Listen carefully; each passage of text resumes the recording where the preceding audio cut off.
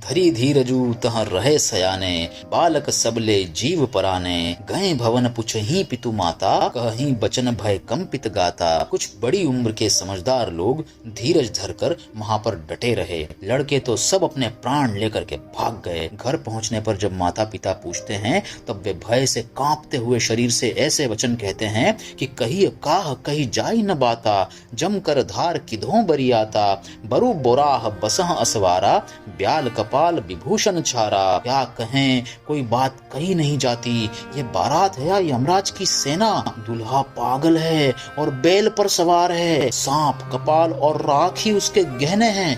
तन छर ब्याल कपाल भूषण नगन जटिल भयंकरा, संग भूत प्रेत पिशाच जोगिनी विकट मुख रजनी चरा। जो जियत रही ही बरात देखत, पुण्य बढ़ते ही कर सही, देखी ही सो माँ विबाहु घर घर, बात असीलरी कन्ह कही। दूल्हे के शरीर पर राख लगी है, सांप और कपाल के गहने हैं, वह नंगा जटाधारी और भयंकर है। उसके साथ भयानक मुख वाले भूत प्रेत पिशाच योगिनियां और राक्षस हैं। जो बारात को देखकर जीता बचेगा, सचमुच उसके बड़े ही पुण्य होंगे और वही पार्वती जी का विवाह देख पाएगा। लड़कों ने घर घर यही बात कही। समुझी महेश समाज सब जननी, जनक मुसुकाही, बाल बुझाए विविध विधि, निडर होहु डरु नाही।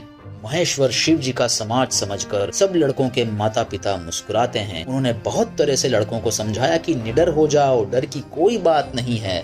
ले अगवान बरात ही आए, दिए सब ही जन वास सुहाए, मैना शुभ आरती समारी, संग सुमंगल गावही नारी। अगवान लोग बारात को लिवा लाए। उन्होंने सबको सुंदर जनवासे ठहरने को दिए। मैना यानी कि पार्वती जी की माता जी ने शुभ आरती सजाई और उनके साथ की स्त्रियां उत्तम मंगल गीत गाने लगी।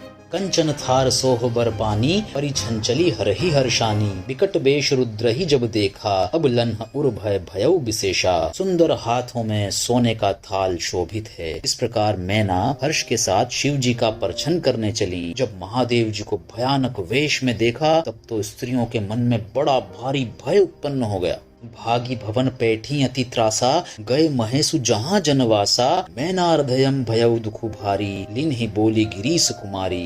बहुत ही डर के मारे भाग करके वे सब घर में घुस गईं और शिव जी जहाँ जनवासा था वहाँ चले गए। मैना के हृदय में बड़ा दुख हुआ। उन्होंने पार्वती जी को अपने पास बुला लिया।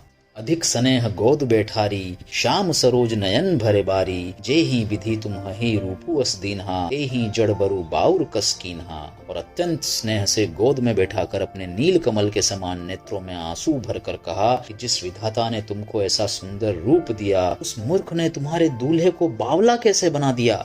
कस किन्ह बरु बोराह विधि, जेहि तुम ही सुंदरता दई, जो फलू चही असुर तरी ही सो, बरबस बबूर ही लागई। तुम सहित गिरी ते गिरो पावक, जरो जल निधि महु परो, घरु जाओ अप जसु हो, जग जीवत विबाहु न हो करो। जिस विधाता ने तुमको सुंदरता दी, उसने तुम्हारे लिए वर बावला कैसे बनाया। जो फल कल्प वृक्ष में लगना चाहिए वह जबरदस्ती बबूल में लग रहा है। मैं तुम्हें लेकर पहाड़ से गिर पड़ूंगी, आग में जल जाऊंगी या समुद्र में कूद पड़ूंगी, चाहे घर उजड़ जाए और संसार भर में अपकीर्ति फैल जाए, पर जीते जी मैं इस बावले वर से तुम्हारा विवाह नहीं करूंगी।